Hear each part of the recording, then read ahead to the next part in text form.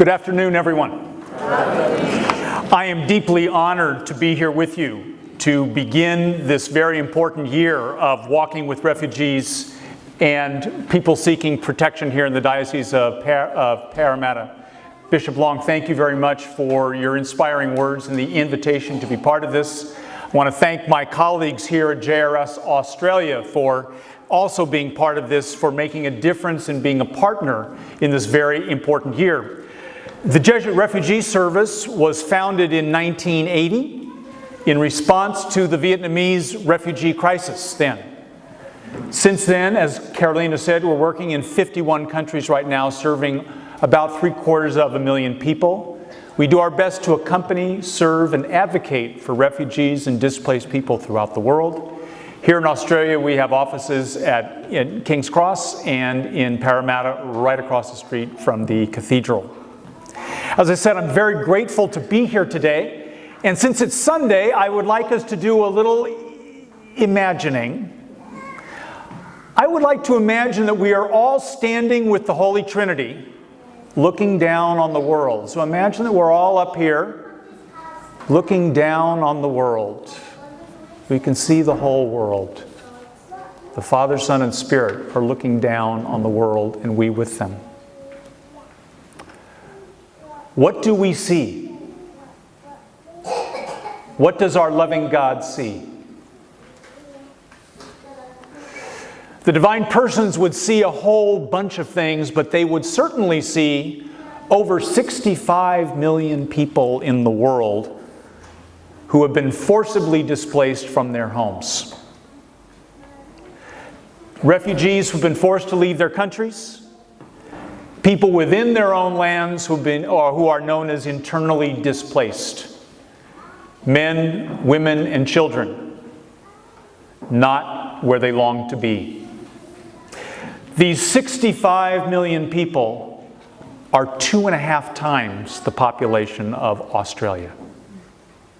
It's a large number of people. Let me mention a few other realities of these sisters and brothers of ours. Their average stay in a refugee camp is 17 years. Not 17 months, 17 years. And that means there are families, there are people who have known nothing of their homeland, but only a refugee camp. Only 50% of children who are refugees receive a primary level education. That number drops to 25% worldwide at the secondary level. And less than 1% of young people who are forcibly displaced have an opportunity for college or post-secondary learning. What a waste of God's gifts. And finally, last year, an average of 28,300 people every day were forcibly displaced. An average of 20 people a minute fled their homes. That totaled up to 10.3 million newly displaced people last year, a third of whom had to leave their own countries for safety. Those numbers are huge, and they can be nameless and faceless. Let me share one story of a family that I know, Fatima and her husband Samir. Their 2 sons I met in Italy. They had lived in Damascus. She worked in a store, and he had learned some Italian over the years. He was a tour guide in Damascus before the war began in 2011. Of course, when the war began, the tour business dried up. They had to move in 2013 because their apartment was on the firing line between the government and the rebel forces. And when they had to move, Fatima could no longer get to her job, and they didn't have any income. A year later, they had to move again when the school that their 2 sons was attending became the focus of all of the shelling. Finally, in 2015, no more money. Their sons were teenagers. They knew that as soon as they were out of school, one side or the other would take them into the army. There was no choice. So they fled Syria, managed to get to Italy. Samir's Italian helped. They were welcomed by JRS in Rome. Our operation there is called Centro Stali. where we work with a lot of people coming from all over the country to start new lives. Fatima and Samir and their family are among over 10 million Syrians who cannot find safety in their own countries. Who can blame them if they look for it somewhere else? Wouldn't you or I do the same thing? There are many ways that we can analyze the global reality of refugees and ask why we are unable to solve or resolve the situation. We can always examine the human rights question. We can look at legal frameworks. We can analyze economic models. We can offer political science analysis. These are valid, and they offer us insight. But I want to suggest to us this afternoon that the problem is fundamentally spiritual, not religious. This is not a problem of Christians and Muslims, but a spiritual problem in the depths of who we are as human beings. As societies and as individuals, we are all wrestling with fear and anxiety. And to coin a phrase, or to steal a phrase, we are surrounded by arsonists of fear. Arsonists of fear. Fear is a human reality. Each of us, we've all got our own fears, situations or people that put us in a state of discomfort. And let's be honest, there are things to fear. There are things to be afraid of. We've all got them. And while terrorist actions in the world are statistically rare, their randomness is really frightening. Whether it be what recently happened in Barcelona, a recently thwarted bombing scheme in Sydney, the fact that they can just pop up scares the bejesus out of all of us. Our fears, whether they are real or whether they are real and legitimate or out of proportion and unrealistic, impact all of us. For many of us, fear can cross the line to anxiety. A feeling, a worry about something with an uncertain outcome. We got anxious. And generally speaking, anxiety occurs when our reaction to what we are afraid of is out of proportion to what might normally happen. And I would suggest to all of us today that anxiety has become the dominant response in our world to refugees and migrants. We are irrationally afraid. We disproportionately fear what they will do to us. Some worry about their way of life when imagining Muslim refugees in their cities, on their blocks. Some fret about their personal safety when being overwhelmed by migrants. Poor communities, which have frankly suffered from the globalization process, think that these people will take what little I have. And frankly, the politicians among us are arsonists of fear.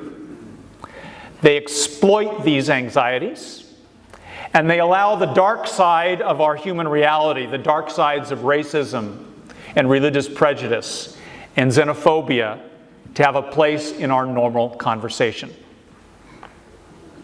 And my friends, I'm not talking about Australia. I'm talking about my own country of the US. But the same thing can be said about Britain these days. It can be said about the Netherlands. It can be said about Kenya. It can be said about Italy. And obviously, it can be said about here as well. Arsonists of fear, exploiting our vulnerabilities. And we tend to go along with it. The reality is there is no refugee crisis. Let me give you the example. Lebanon, the closest country to Syria, the country which has taken 1 million Syrian refugees, now has that 1 million among its 5 million residents. 4 million people in Syria, of whom 1 million are residents, are Syrian refugees. That's about 25%. Australia formally welcomes about 19,000 refugees a year. To get to Lebanon's proportion, you'd have to have 6 million refugees here. In my country, we used to welcome 100,000, we're now down to 50,000. We would need 80 million. Europe, which staggers under welcoming 1 million people, would need 145 million people. Lebanon has a crisis. Have refugee anxiety, an irrational response to legitimate concerns of security and safety. And I want to add, especially from a spiritual point of view, that anxiety is a terrible spirit or perspective out of which to make decisions. Because when we are anxious, we do not have freedom. We are not free. When I am afraid of something, I don't see reality well. And when I am anxious, I can think, or look at little else but what is the object of that anxiety. I'm a Jesuit. St. Ignatius Loyola was the founder of the Jesuits, and in sort of what is known as Ignatian spirituality, anxiety would be seen as an attachment, something which blocks us from seeing reality as it really is.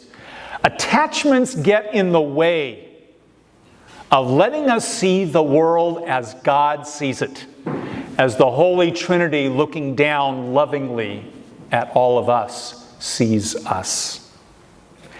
Anxiety paralyzes us. It leads us to isolation, to mistrust, to attitudes of us versus them. And the arsonists have a field day. My friends, this is fundamentally a spiritual issue. This is deep in our own spirits where the battle is going on. Fear and anxiety propel us to look for security, but solutions based in fear are typically so lacking in perspective that the desired security is an illusion. Closing the Mediterranean, closing the southern border of the U.S., closing the seaways of Australia to refugees may feel like it brings national security, but as a matter of fact, we all know it doesn't. And how illusory is it to think that just because I want to stop people from coming, that people who are fleeing war in Syria, drug trafficking in El Salvador, abuse of women in who knows what country, are going to stop coming. How can we think that?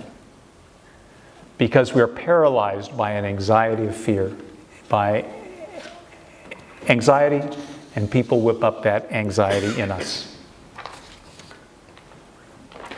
So where do you and I go with this anxiety, both inside of ourselves and in the culture, the world that we are living in? The first letter of John, chapter 4, verse 18, reminds us, in love there is no room for fear. Perfect love drives out fear. Now that may seem like a tall order, and we have to be realistic that our love will never be perfect. But I think the invitation is clear. A stance of love, a stance of openness to the other will not let fear become the dominant mode. Will not give the arsonists their matches. So if not fear, then what? How might our admittedly imperfect love help us look like as the Holy Trinity does at these 65 million sisters and brothers of ours? The path, I believe, is found in what we just started doing. In coming to know refugees and migrants as human beings, realizing that their stories have more in common with us than what separates us. Let me offer a story closer to home. As a soldier fighting against the Taliban, Ahmed and his family were threatened multiple times before they fled to Pakistan.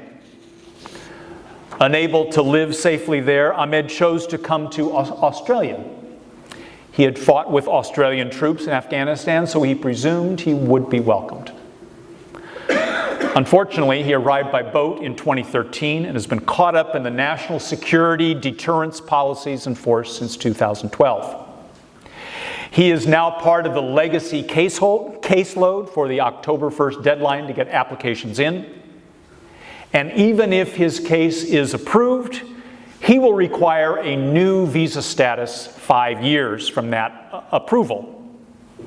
Only then, at least 10 years from then, is the possibility of bringing his wife and children to Australia a possibility. That story, which was told to me by JRS Australia, violates all of our sense of welcome and our sense of Christians and our sense of human beings. What can hearing his story do for us? I hope that it can help us to begin to build a human connection and diminishes the spirit of anxiety. Ahmed is concerned about his safety, about the safety of his family. What can be more human than that?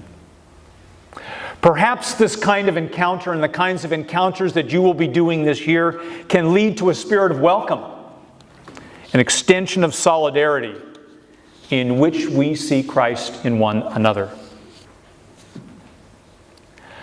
I am not saying this welcome is easy. I am not saying that everyone has the right to live wherever she or he wants to live, whether it's in Australia or anywhere else. What I am suggesting, though, is that a spirit of welcome is the antidote to the spirit of anxiety. And the Bible is filled with stories of welcome that are hard and ultimately life-giving. Imagine yourself as Joseph in Egypt, welcoming the brothers who tried to kill you.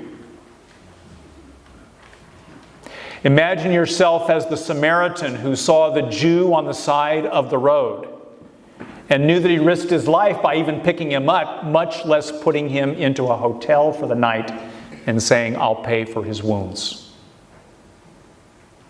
And if there's one verse of the Bible that says everything about who we ought to be and want to be, it's Matthew 25. I was a stranger and you invited me in. Welcome is the antidote to anxiety. Like everybody speaking today, I cannot end my talk without referring to Pope Francis, who I would think we would agree is the world's most respected leader and a tireless supporter of refugees and migrants. I was privileged to be at a talk that he gave in February where he was talking about that he said there are 4 verbs that I and we need to put into practice. Now, if you've ever seen a video or a tape of Pope Francis talking, I have to be honest with you, as much as I love him, he's not the most dynamic reader of his talks. But when something is important to him, his eyes light up, his glasses drop down, and he goes like this. And as he was reading this part of the talk, his glasses dropped down, he looked at us, and he said, "Io e noi." I and we. His eyes like, "Io e noi." I and we. We must welcome, protect, promote, integrate refugees and migrants to our lives among us. Welcome, protect, promote, and integrate. as I've looked over what you're planning to do this year, that's what you'll be putting into practice. Exactly what Pope Francis is asking all of us to do. Ultimately, becoming I and we demands healing. It demands learning, and it's hard work. It's Joseph, it's the Samaritan, it's Matthew 25. But it is a healing of our personal and community spirit. It is mutual learning. It is love put into action. And love put into action changes the ways that we think and feel. It's the doing that changes who we are. I firmly believe that parishes and religious communities are the ideal home for this work of welcome. I see this going on throughout the world. I know it's going on here in this diocese and other parts of Australia. Parishes offering home to a refugee family or two, as Pope Francis suggested last year. Communities engaging government representatives on the needs of refugees and migrants. Australia, like my country, has a fundamental spirit of welcome in its culture, which has been taken over by anxiety. Arsonists of fear do not have a natural home here. They do not have a natural home in the human spirit. As we reflect on our own faith and the situation of displaced people around the world, I would invite all of you, as this year of walking together begins, to become part of that we that Pope Francis speaks of. To welcome, to protect, to promote, and integrate people like Fatima, people like Ahmed, their families, the individual faces that we will come to know as we walk with them, as we welcome them. Let us allow God's love to drive out fear. Let us allow welcome to be the antidote to anxiety. And let me close with one more quote from Pope Francis. If you haven't seen his TED Talk, go on to TED Talks and watch his TED Talk. The future, most of all, is in the hands of those people who recognize the other as you and themselves as part of us. We all need each other. Thanks very much, and God bless you.